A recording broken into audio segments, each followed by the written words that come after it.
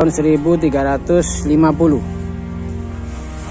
Jadi Tribuana Tunggadewi ini mengundurkan diri karena ia hanya memerintah untuk mewakili sang ibu. Setelah itu tahta kerajaan diserahkan kepada putranya, ya, Hayam Wuruk, yang saat itu baru berusia 16 tahun. Ya, seperti itu sahabat hamba TVI. Kendati demikian, ia masih sangat aktif ya, terlibat dalam urusan kerajaan.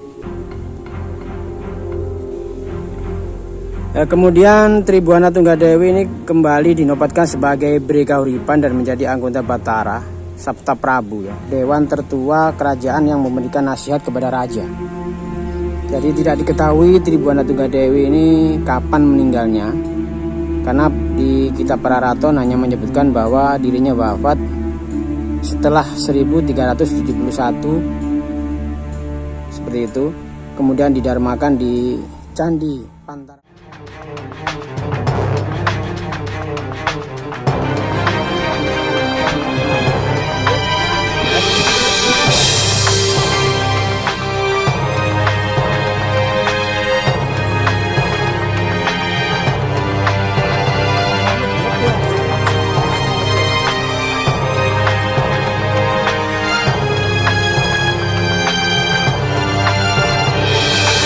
Assalamualaikum warahmatullahi wabarakatuh. Salam budaya, salam rahayu. Ya, ketemu lagi di channel Hamba TVI.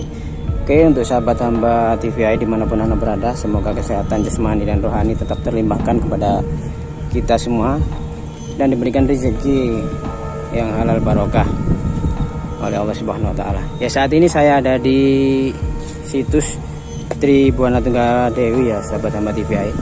Ini adalah situs Tribuana Tunggadewi saat ini. Kondisinya ya,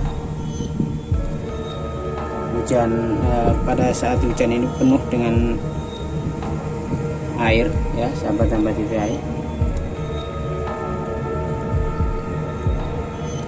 Ya seperti ini ya sahabat Hamba. Nah, ini situs Tribuana Tunggadewi ini adalah putri dari Raden Wijayiri dari kerajaan Majapahit. Ya, dari istrinya yang bernama Gayatri Tribuana Tunggadewi. Ya, jadi posisinya ini sekarang terendam air ya sahabat Hamba TVI. Bisa dilihat.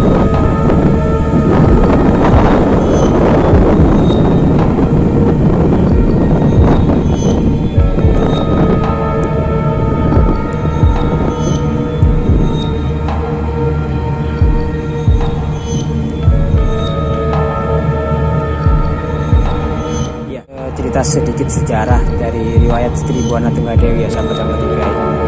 Jadi Tribuana Tunggadewi itu adalah penguasa ketiga dari kerajaan Majapahit ya, yang memerintah antara 1338 sampai 1350 Masehi. Jadi setelah menjadi ratu, ia mendapatkan gelar Sri Tribuana Tunggadewi Maharajasa Jaya Wisnuwardhani, seperti itu ya sahabat Hamba TVI. Jadi pada masa pemerintahannya kerajaan Majapahit ini belum sepenuhnya tentram. Jadi karena beberapa kali pemberontakan yang dilakukan oleh kerabat ataupun musuhnya, seperti itu. Jadi pemberontakan tersebut akhirnya dapat ditumpas dengan bantuan dari Eyang Mahapati Gajah Mada. Saat itu Gajah Mada diangkat menjadi Mahapati dengan setia membantu sang ratu untuk memajukan kerajaan Majapahit.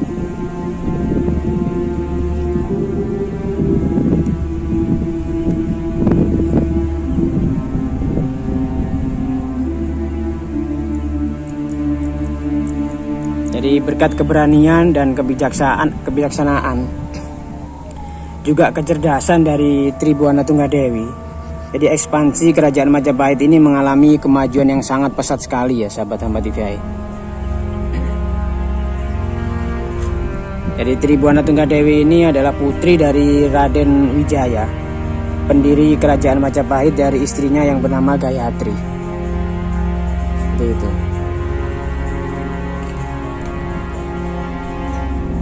Dari pihak ibu, ia adalah cucu dari Kartanegara, raja terakhir kerajaan dari Singosari. Tribuana Tunggadewi ini memiliki saudara kandung ya yang bernama Dyah atau Raja Dewi Maharajasa, dan juga saudara tiri yang bernama Jayanegara yang menjadi raja kedua dari Majapahit itu sendiri ya sahabat hamba TVI.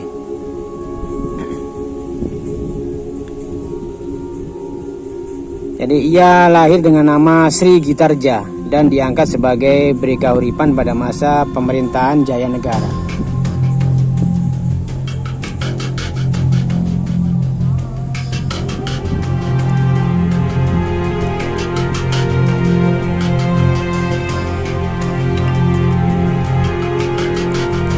Jadi sebenarnya Tribuana Tunggadewi ini dinikahi oleh Jayanegara, ya, tetapi ia tidak diizinkan oleh Gayatri seperti itu. Karena Jayanegara itu pernah mengurung Tribuana Tunggadewi dan Raja Dewi supaya tidak ada yang menikahi mereka. Jadi setelah Jayanegara meninggal pada tahun 1328, Tribuana Tunggadewi akhirnya menikah dengan Cakradhara atau Kartawadana Bre Tumapel. Seperti itu ya sahabat.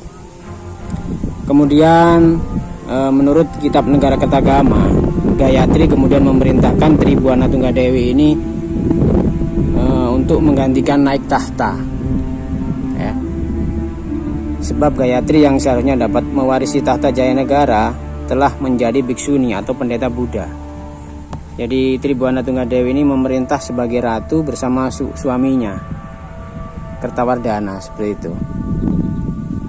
Pada masa awal pemerintahannya pada tahun 1331 terjadi pemberontakan Sadeng dan Keta. Jadi dua pemberontakan tersebut akhirnya dapat dipadamkan oleh Mahapati Gajah Mada.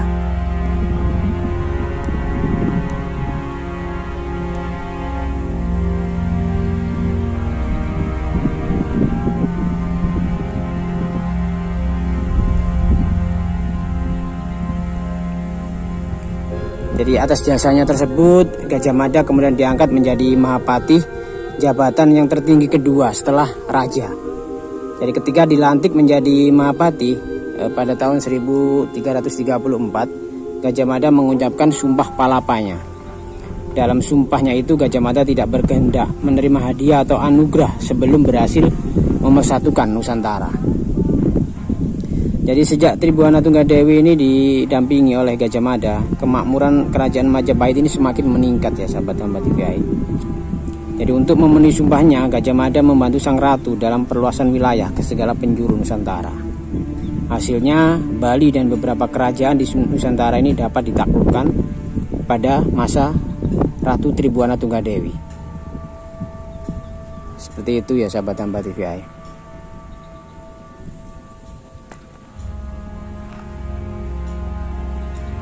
Setelah kembali mempersatukan Nusantara, pemerintahan Tribuana Tunggadewi ini berakhir ketika sang ibu Gayatri meninggal pada tahun 1350. Jadi Tribuana Tunggadewi ini mengundurkan diri karena ia hanya memerintah untuk mewakili sang ibu.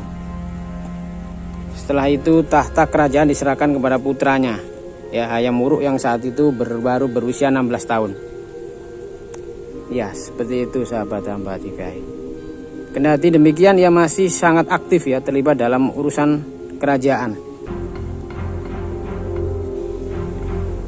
Kemudian Tribuana Tunggadewi ini kembali dinobatkan sebagai Brikauripan dan menjadi anggota Batara Sabta Prabu ya, dewan tertua kerajaan yang memberikan nasihat kepada raja.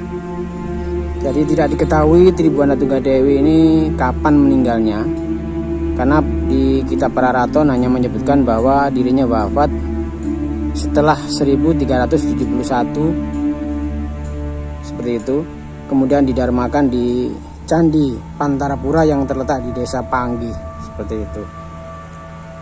Oke sahabat hamba TVI dimanapun Anda berada, mungkin hanya ini yang dapat saya ceritakan kepada sahabat hamba TVI. Mohon maaf atas segala kekurangan atau mungkin ada salah-salah kata. Jangan lupa yang belum subscribe bisa subscribe dan juga bantu like dan komentarnya ya sahabat dan batu gae. Akhirnya wassalamualaikum warahmatullahi wabarakatuh. Salam budaya, salam Rahayu, Om Swastiastu.